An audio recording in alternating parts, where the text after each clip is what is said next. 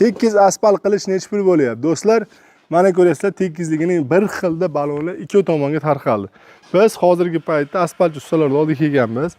Bu ikki baklashga ham tiniq keldi. Do'stlar, asfalt qilish xizmati, vodiy bo'yicha xizmat ko'rsatishda do'stlar, qop-qora asfalt yotqizib beradi, mayin shag'aldan bo'ladi.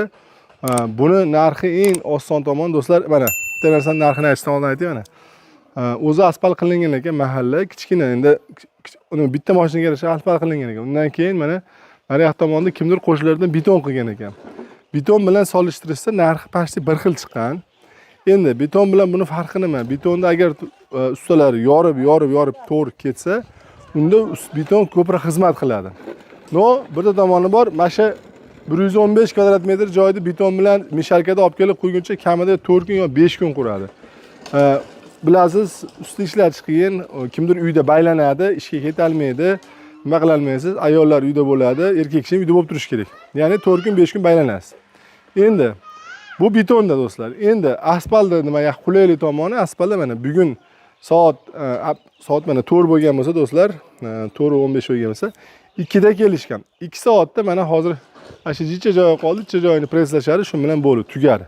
Qum sachib beriladi, bo'ldi. Qumniki endi egasi o'zi sachib olsa ham bo'ladi, chunki 3 qop 4 qop qum bilan ish bitadi. Endi asfalt qilish xizmati necha pul do'stlar? Bo'tda egasi aka avval 2 yil avval mana uyni xonadonni ichkarini ham qilishgan ekan do'stlar. Mana xonadonni ichkari qilingan. Bitta ham bir 100 kvadrat metr joyda qilishgandan keyin 2 yil o'tdi. 2 yildan keyin xuddi shu ustalarni yana chaqirganlarda mana batga ham yotqizishgan. To'g'risi.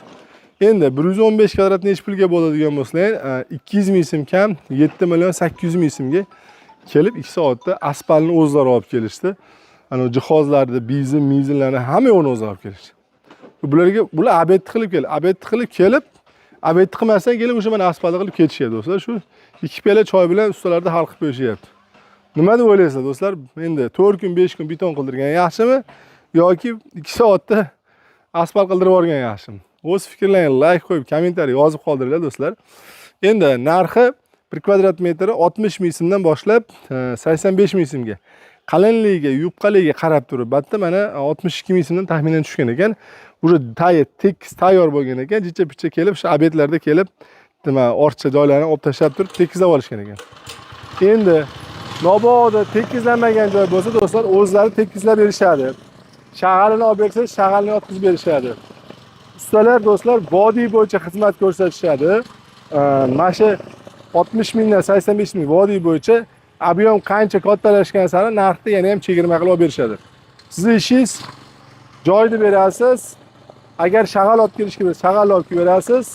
Bo'ldi, qolganiga soqqan sanasiz, abed bo'lsa abed, ujin bo'lsa ujinni qilib berasiz do'stlar. Kerak bo'lsa kechasi bilan o'zlari yotqizib berishadi. Do'stlar, asfalt qilish xizmati vodiy bo'yicha, vodiy asfalt like qo'yib, pastki raqamga aloqa chiqib qo'yasizlar.